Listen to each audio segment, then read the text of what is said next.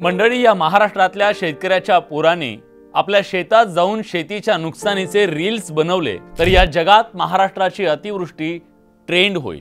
जमिनीचा ट्रेंड जाऊन जमिनीवरचा ट्रेंड येईल एवढं मोठं पावसाचं संकट या राज्यातल्या शेतकऱ्यांवर ओढवलंय।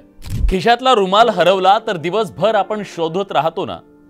विचार करा, ज्यानं 4 महिने कष्ट करून जे पिकवलेलं पीक क्षणात मातीमोल झालं तर त्याची काय अवस्था असेल। राज्यातल्या शेतकऱ्यांची अवस्था आज शब्दाच्या पलीकडची आहे। आकड्यात सांगायचं तर राज्यातल्या 30 जिल्ह्यातल्या तब्बल 17,80,000 हेक्टरवरच्या पिकांचं नुकसान झालंय, ज्यात विशेषतः विदर्भ, मराठवाडा आणि पश्चिम महाराष्ट्रातलं सर्वाधिक नुकसान आहे। अतिवृष्टीनं सोयाबीन, मका, कापूस, तूर, संत्रा, मोसंबी आणि कांदा यासारख्या प्रमुख पिकांचं मोठं नुकसान झालंय। त्यामुळे राज्यातला शेतकरी एका मोठ्या संकटात सापडलाय।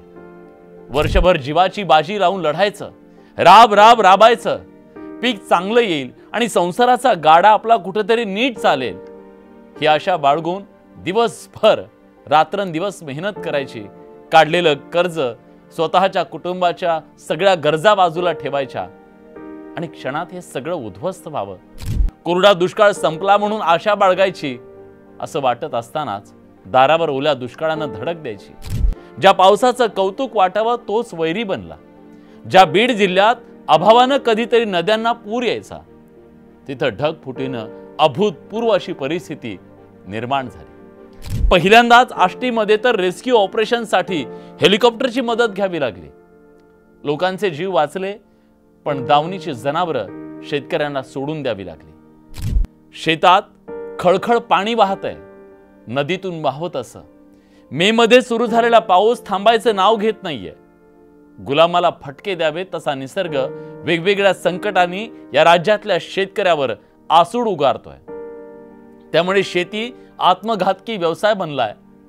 आयुष्याचं गाडं चिखलात असं रुतून बसलंय की बाहेर पडायची कुठली दिशा दिसत नाही। शेतकरी हे नाव जरी उच्चारलं तरी कुणालाही कीव यावी एवढी दयनीय अवस्था या राज्यातल्या शेतकऱ्याची झाली आहे। या अतिवृष्टीत बी पेरतानाची आशा, कर्जातून बाहेर येण्याची अपेक्षा, मुलाबाळांच्या शिक्षणाची दिशा सगळं काही वाहून गेलंय। आता उरलीये फक्त निराशा। पायाखालचा चिखल आणि डोळ्यात पाणी हे रानातलं आज विदारक चित्र आहे। खरं सांगू, शेतकऱ्याचं आयुष्य मातीला, आभाळाला आणि नशिबाला टांगलं गेलंय। एकानं जरी हात सोडला तरी कोसळून पडतोय शेतकरी। अतिवृष्टीनं झालेलं नुकसान फक्त आर्थिक नाहीये, ते भावनिक आणि मानसिक सुद्धा आहे। शेतकरी जेव्हा जेव्हा वाहून गेलेल्या शेतात उभा राहतो, जमिनीकडे पाहतो, तेव्हा त्याच्या मनात प्रश्न येतो, आता पुढे काय।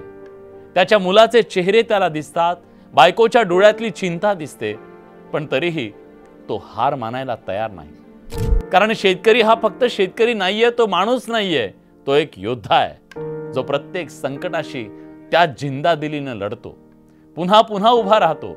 अतिवृष्टीनं त्याचं आजचं पीक उद्ध्वस्त झालंय, पण त्याच्या मनात उद्याचं स्वप्न आजही जिवंत आहे। त्याच्या मनातली जिद्द आणि आशा अजून तग धरून आहे।